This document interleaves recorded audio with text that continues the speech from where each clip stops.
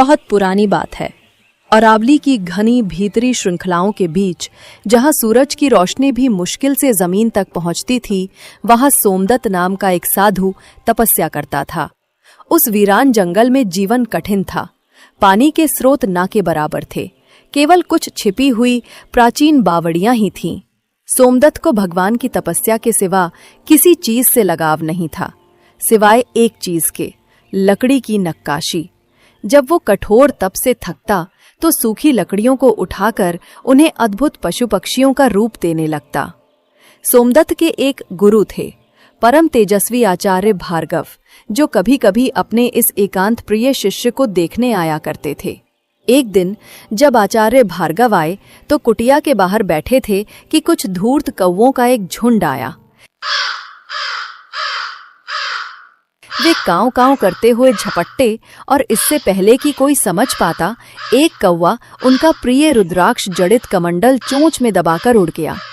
अरे सोमदत्त, देखो उन्हें, मेरा कमंडल, जल लाने का एकमात्र पात्र। सोमदत्त कौवों के पीछे भागे। अरे दुष्ट पक्षी, रुक, छोड़ दे उसे। पर कौवे पलक झपकते ही ऊंचे घने पेड़ों में ओझल हो गए। सोमदत्त निराश होकर लौट आए। क्षमा करे गुरुदेव, वे बहुत धूर्त थे। मैं आपका कमंडल वापस नहीं ला सका। चिंता मत करो वत्स, किंतु अब दूर बावड़ी से जल लाने के लिए मेरे पास कोई पात्र नहीं है। सोमदत्त को याद आया कि पहाड़ियों के नीचे बसे गांव के हाट में एक कुम्हार बर्तन बेचता है, पर उसे खरीदने के लिए धन की आवश्यकता थी। तभी उसकी नजर अपनी बनाई लकड़ी की सुंदर मूर्तियों पर पड़ी। उसने एक पंख फैलाए मोर और एक हिरन को उठाया और गुरुजी से आज्ञा लेकर गांव के हाट की ओर चल पड़ा। वहां पहुंचकर उसने आवाज लगाई, लकड़ी के खिलौने ले लो, जंगल के सजीव जानवर। लोगों को उसकी कला इतनी भाई कि वे चकित रह गए। एक अमीर व्यापारी ने उन दोनों मूर्तियों को मुंह मांगी कीमत पर खरीद लिया। मिले हुए धन से सोमदत्त ने एक नया सुंदर कमंडल खरीदा और खुशी खुशी अपनी कुटिया में लौट आया। लीजिए गुरुदेव, आपका कमंडल। आचार्य भार्गव शिष्य का ये समर्पण और निस्वार्थ कला देखकर बहुत प्रसन्न हुए। सदा प्रसन्न रहो वत्स, तुम्हारी इस कला में सच्चाई है। गुरुजी कमंडल लेकर चले गए। एक बार सर्दी का ऐसा भयंकर मौसम आया जैसा पहले कभी न देखा गया। कई दिनों तक इतना घना कोहरा और पाला पड़ा कि सारे रास्ते बंद हो गए। सोमदत्त की कुटिया में अन्न का एक दाना भी नहीं बचा। तभी उस ठिठुरन से जूझते हुए उसके गुरु आचार्य भार्गव पधारे। प्रणाम गुरुजी, आप इस प्रलयनकारी मौसम में? सोमदत्त ने उन्हें आदर से बैठाया और अपनी आखिरी बची सूखी लकड़ी से आग जलाई। तुम्हारी चिंता हो रही थी वत्स। गुरुदेव, आप मेरे अतिथि हैं, पर मेरा दुर्भाग्य देखिए, मेरे पास आपको खिलाने के लिए एक फल तक नहीं है। मैंने स्वयं 2 दिन से कुछ नहीं खाया है। आचार्य भार्गव की नजर कुटिया के कोने में पड़ी, जहां सोमदत्त की बनाई कुछ अद्भुत मूर्तियां रखी थीं। उन्होंने मुस्कुराकर कहा, अरे ये क्या है, जरा दिखाना। ये तो मैंने बकरी बनाने की चेष्टा की थी गुरुजी। आचार्य ने बकरी को हाथ में लिया। वो कारीगरी अद्भुत थी। वत्स, मैं तुम्हें एक विद्या दे रहा हूं। ये प्रकृति के नियम के विरुद्ध है, पर आज प्राण बचाने के लिए ये आवश्यक है। मैं तुम्हें वो मंत्र सिखाता हूं जिससे तुम अपनी कला में प्राण फूंक सकते हो, किंतु याद रखना, इसका प्रयोग केवल आवश्यकता के लिए करना, इच्छा या लालच के लिए नहीं। आचार्य ने सोमदत्त को मंत्र सिखाया। सोमदत्त ने कांपते हाथों से लकड़ी की बकरी पर जल छिड़का और मंत्र का जाप किया। देखते ही देखते लकड़ी की निर्जीव बकरी ने आंखें खोली, हिली डुली और जोर से मिमियाने लगी। गुरुजी, ये तो जीवित हो गई। इसका दूध पियो और अपने प्राणों की रक्षा करो। अगले दिन सुबह होते ही गुरुजी वहां से चले गए, पर जाते जाते फिर चेताया, वत्स, मंत्र याद रखना और मेरी चेतावनी भी। अब सोमदत्त के दिन बदल गए। वो रोज ताजा दूध पीता और तपस्या में लगा रहता, पर धीरे धीरे उसे अकेलापन सताने लगा। बकरी तो है, पर ये बोलती नहीं। काश कोई साथी होता जो मेरी कुटिया की रखवाली भी करता। उसे गुरुजी की चेतावनी याद आई, पर मन में एक नए विचार ने सिर उठा लिया। जंगल में सांप बिच्छू बहुत हैं। बकरी की रक्षा के लिए एक चौकस लोमड़ी तो आवश्यकता ही है, ये लालच नहीं है। उसने अपनी सारी कला लगाकर लकड़ी की एक चालाक लोमड़ी गढ़ी। फिर उसने मंत्र पढ़ा और उसमें जान डाल दी। लोमड़ी जीवित होकर उसके पैरों से लिपट गई। सोमदत्त की खुशी का ठिकाना न रहा। उसने उसका नाम चित्रक रखा। कुछ महीने और बीते। चित्रक एक वफादार साथी था। वो बकरी के आसपास घूमता और किसी भी खतरे को पहले ही भांप लेता।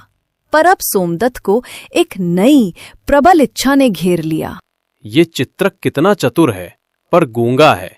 अगर ये मनुष्य की बोली बोल पाता तो मैं इससे बात कर सकता। मेरा घोर अकेलापन दूर हो जाता। इस बार वो स्पष्ट जानता था कि ये आवश्यकता नहीं, शुद्ध लालच है, पर वो खुद को रोक नहीं पाया। बस एक आखिरी बार। उसने लोमड़ी पर जल छिड़ककर फिर मंत्र पढ़ दिया, इस बार उसे मनुष्य की वाणी देने का संकल्प करके। लोमड़ी ने खांसा, अपना गला साफ किया और एक तीखी इंसानी आवाज में बोली, प्रणाम स्वामी। सोमदत्त तो मारे खुशी के उछल पड़ा। अब उसके पास बात करने के लिए एक साथी था। धीरे धीरे समय बीता। चित्रक अब केवल एक लोमड़ी नहीं थी, वो सोचती थी, तर्क करती थी और उसका तर्क कड़वा और कुटिल होता जा रहा था। एक दिन जब आचार्य भार्गव पधारे तो उन्होंने कुटिया के बाहर अजीब सा सन्नाटा पाया। वे अंदर गए। आचार्य ने देखा सोमदत्त एक कोने में सहमा हुआ बैठा था और वो लोमड़ी चित्रक कुटिया के बीचों बीच बैठी अपनी पूंछ सहला रही थी। कुटिया में सोमदत्त की बनाई कई मूर्तियां टूटी पड़ी थीं। वत्स, सोमदत्त, ये क्या अवस्था है तुम्हारी? और ये प्राणी कौन है? चित्रक की आंखें घूमी और वो इंसानी आवाज में बोली, आ गए एक और साधु जी। क्या तुम भी लकड़ियों में जान डालते हो या सिर्फ यही एक काम करता है? आचार्य भार्गव सन्न रह गए। उन्होंने सोमदत्त की ओर देखा। सोमदत्त रोने लगा। गुरुजी, मुझसे भूल हो गई। मैंने इसे वाणी दे दी। जब से ये बोलने लगी ये बदल गई। ये मुझसे सवाल करती है, मैं लोमड़ी हूं या मनुष्य? तुमने मुझे ऐसा क्यों बनाया? मुझे जंगल की लोमड़ियां पसंद नहीं करती और बकरी मुझसे डरती है। मेरी जगह कहाँ है? आज इसने मेरी नक्काशी की सारी मूर्तियां तोड़ दी। कहती है तुम्हें कोई और साथी बनाने का अधिकार नहीं। तभी चित्रक जोर से गुर्राई और बोली, इसने मुझे जीवन नहीं श्राप दिया है। मैं न यहाँ की हूँ न वहाँ की। मेरा ये हाल तुम्हारी वजह से हुआ है। मैं तुम्हें और तुम्हारे गुरु दोनों को मैं नहीं छोड़ूंगी। ये कहकर चित्रक ने अपनी कुटिल आंखों से आचार्य भार्गव पर छलांग लगा दी। सोमदत्त ये देखकर भय और अपराध बोध से कांप उठा। अपने गुरु को बचाने के लिए उसने पास पड़ी एक जलती लकड़ी उठाई और पूरी ताकत से चित्रक पर वार कर दिया।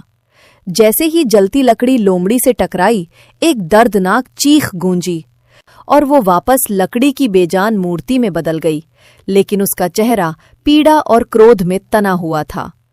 गुरुदेव, मुझसे अक्षम्य अपराध हो गया। लालच ने मेरी बुद्धि हर ली थी। मैं इस सिद्धि के लायक नहीं था। कृपया इस बकरी को भी पहले लकड़ी का ही बना दीजिए। मैं पहले जैसी स्थिति में ही खुश रहूंगा। आचार्य भार्गव ने एक ठंडी सांस ली। चलो, अंत में तुम्हें ज्ञान हो गया। आदमी को उतने ही पैर फैलाने चाहिए जितनी लंबी चादर हो। पर वत्स, जो तुमने किया उसे पूरी तरह पलटा नहीं जा सकता। ये बकरी आवश्यकता से जन्मी थी। ये निर्दोष है। इसे वापस लकड़ी बनाना भी उतना ही बड़ा पाप होगा जितना उस लोमड़ी को वाणी देना था। तुमने एक जीवन को जन्म दिया है, अब उसका पालन पोषण करना तुम्हारा प्रायश्चित है। सोमदत्त को अपनी गलती की गहराई का एहसास हुआ। आचार्य भार्गव ने उस क्रोधित लोमड़ी की लकड़ी की मूर्ति को उठाया और उसे दूर जंगल में फिकवा दिया। कुछ ही दिनों बाद सोमदत्त संभल गया। उसने उस मंत्र को हमेशा के लिए त्याग दिया। वो वापस अपनी शांत तपस्या में रम गया। लेकिन अब वो अकेला नहीं था। उसके साथ वो बकरी रहती थी जो उसे हर पल आवश्यकता और लालच के बीच के महीन अंतर की याद दिलाती रहती थी।